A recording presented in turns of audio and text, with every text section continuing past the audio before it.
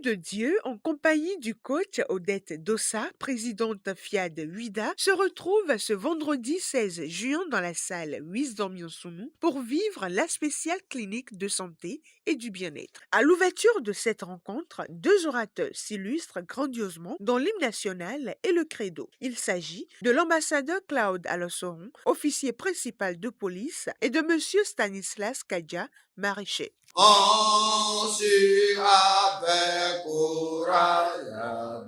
Je m'engage à penser seulement ce qu'il y a de meilleur. Les hostilités ainsi lancées, l'honneur revient au coach Mathilde Toquin, gestionnaire en finance et en comptabilité, d'installer pleinement les divines créatures en leur décrétant la bienvenue. Concentrons-nous sur la fréquence de ce soir afin de ne rater aucune émission. Dans une sérénité absolue, le coach Olivier Sodono, moniteur d'auto-école, nous fait faire le tour du FIAD en passant par sa vision, sa mission et ses valeurs. Pour ce qui est de l'association FIAD Monde, nous n'avons d'existence que pour la paix. La paix dans les cœurs, la paix dans le monde. Pour atteindre sa vision, le FIAD Monde s'est donné pour mission de découvrir et d'inculquer à ses membres des connaissances et solutions pratiques grâce à la formation continue.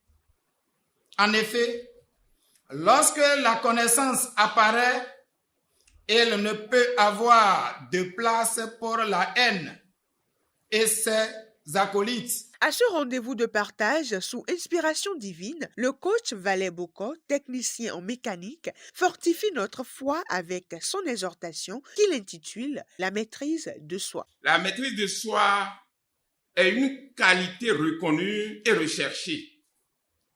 Innée chez certains, à acquérir chez d'autres. Elle est essentielle pour vivre en société. Elle est également un levier primordial du développement personnel et de réussite de nos objectifs et rêves de vie. Elle permet de mener à bien nos projets à long terme de façon cohérente et avec persévérance. Pour acquérir la maîtrise de soi, nous devons donc fournir un minimum d'efforts et faire preuve de volonté. Il faut être conscient de ses forces et de ses axes de progrès. Il faut apprendre de ses erreurs. Il faut développer son empathie, pratiquer une activité. À l'estrade pour la deuxième exhortation, le coach Roswitha Fadest, moniteur de style de vie, s'adresse à tous à travers ce titre « Dérouter le passage déroutant ». Chers amis du bonheur parfait, le passage déroutant n'est pas une mauvaise chose en soi. Néanmoins, il ne faut pas l'attendre ni le programmer. Mais quand cela arrive, il faut l'affronter pour le dérouter à son tour. Le remède le plus puissant pour dérouter le passage déroutant est s'abandonner à la joie. S'abandonner à la joie, quelles que soient les vicissitudes de la vie. Dérouter le passage déroutant, c'est empêcher la maladie de siéger dans notre vie et attirer les bons dans tous les compartiments de notre vie.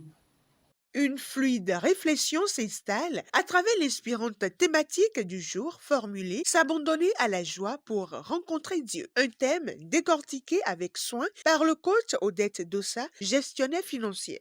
Nous avons tendance à croire qu'il suffit de rire à chaque fois, de se faire un sourire au coin des lèvres pour être la joie. Non, je suis la joie. J'ai un état d'être parfait, de bien-être, alors je peux m'abandonner à la joie, quoi qu'il arrive. Chers élus de Dieu, s'abandonner à la joie, c'est être dans la gratitude permanente, C'est laisser la joie nous envahir. C'est laisser la joie nous submerger. S'abandonner à la joie est une arme fatale pour dérouter le passage déroutant, c'est-à-dire vaincre les difficultés et évoluer. S'abandonner à la joie nous rapproche de notre Dieu intérieur, à qui nous laissons la possibilité d'agir dans notre vie. En application aux enseignements, M. Alès Ronro, professeur des SVT, invite chacun à emprunter le chemin de l'abondance en laissant parler son esprit de générosité. À travers la générosité, nous envoyons un cri de cœur à Dieu et au même moment, nous l'invitons à nous aider à gagner encore un peu plus. Chers princes et princesses de Dieu, prenons ces enveloppes et faisons notre part. Et Dieu même agira certainement.